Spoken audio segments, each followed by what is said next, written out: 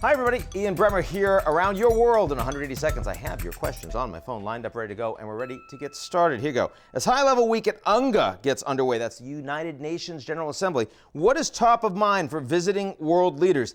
I don't know. How about war on the ground in Europe? How about massive inflation happening in food prices and energy prices around the world? How about how the Europeans get through a very cold winter and what happens as a consequence of that when they don't have enough energy and prices are like 2, 3, 4, 5 times what they were last year? How about climate change, ongoing and still becoming a bigger and bigger problem every year? Lots to talk about at UNGA. Depends on who you talk to, though. Depends on who you talk to.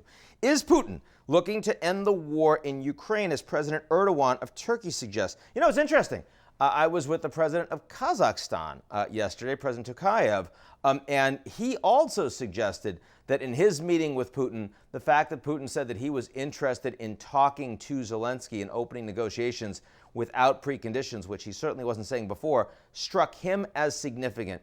Look, who knows at the end of the day if Putin would be willing to start talks, but what is very clear is that Putin's willingness to accept an outcome of the war is nowhere close to what would be remotely acceptable to Zelensky and the Ukrainian people. Putin is not going to willingly give up the territory that they have captured since February 24th, and the Ukrainians believe that by fighting, they can potentially take it back. So I don't think we're anywhere close to an end to the fighting in Ukraine, over Ukraine, and more broadly between Russia and NATO. President Biden says the pandemic is over.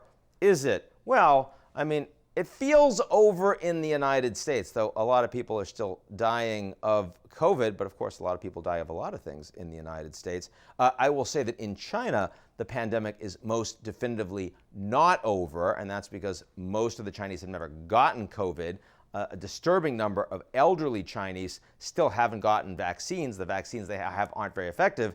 And as a consequence, this is one of the biggest things that's driving all these lockdowns, rolling lockdowns, driving significant problems on the ground. I'm not going to China. You're not going to China. Why not? Because there's still a pandemic. Clearly, Biden didn't care about that when he was asked the question, but that wasn't what he was talking about. He was talking about the U.S. He looked around, I think it was an auto show or something, said, nobody's wearing masks. Pandemic must be over. Hey, that means the pandemic has been over in Florida for like 2 years. Awesome. I don't know. We'll see what you say about that. Talk to you soon.